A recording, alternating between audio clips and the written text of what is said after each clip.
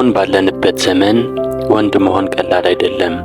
በየቀኑ በሶሻል ሚዲያ በሚለቀቁ ቪዲዮዎችና በኑሮ ውድነት በተለያዩ ማህበራዊ ጫናዎች ምክንያት ብዙ ወጣቶች የማንነት ቀውስ ውስጥ እየገቡ ነው። ደካማ ነኝ፣ ምንም አልረባም፣ ህይወቴ የትም አይደርስም የሚሉ ሀሳቦች በአእምሮ ይመላለሱ ይሆናል። ነገር ግን እውነተኛ ጥንካሬ የሚመጣው ከሰውነት መገንባት ወይም ከኪስ ሙሉ መሆን ሳይሆን ከአእምሮ ዝግጁነት ነው። ዛሬ ምንም አይነት የህይወት ማዕበል የማይበግረው ጠንካራ ወንድ ለመሆን ልባቸው የሚገቡ አራቱን የስነ ልቦና ምሰሶዎች በዝርዝር እናያለን። ይህንን ቪዲዮ እስከ መጨረሻው ከተመለከት ነገ ጠዋት የምትነሳበት ማንነት ዛሬ ካለህበት ፈጽሞ የተለየ ይሆናል። ስለዚህ ቻናሉን ሰብስክራይብ በማድረግ ቪዲዮውን ጀምረው።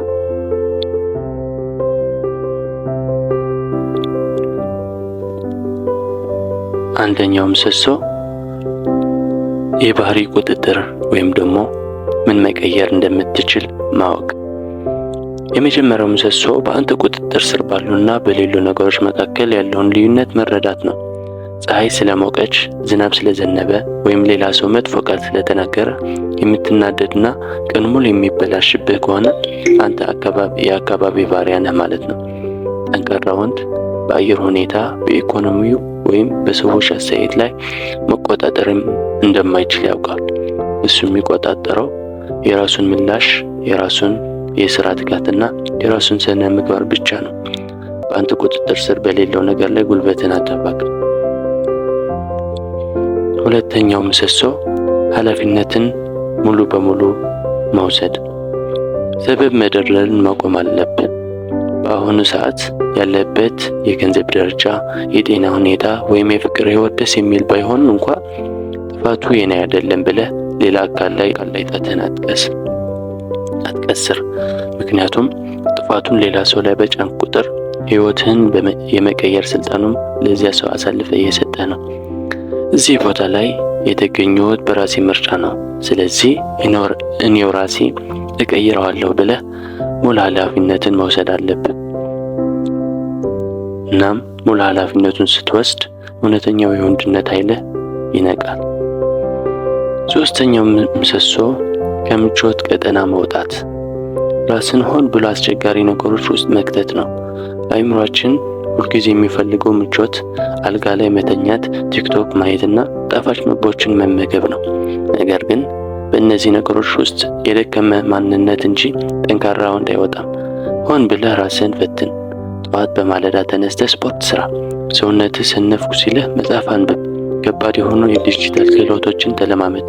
አእምሮ እምቢ የሚልህን ነገር ስታስገድደው የስነ ልቦና ጡንቻ ያድጋል። አራተኛው ምሰሶ ራዕይና ዓላማ። ዓላማ የሌለው ወንድ ልጅ መሪ እንደሌለው መርከብ ነው። ነፋሱ ወደ መራው ነው የሚሄደው። በህይወት የምትደርስበት ግልጽ ግብ ሊኖር ይገባል። በ5 ዓመት ውስጥ የት መድረስ ትፈልጋለህ? ምን አይነት ቢዝነስ መክፈት ትፈልጋለህ? ቤተሰቦችስ እንዴት መርዳት ትፈልጋለህ? ይህ ዓላማ ሲኖርህ ጠዋት ከአልጋ ስትነሳ በስሜት ሳይሆን በግዴታና በናፍቆት ነው።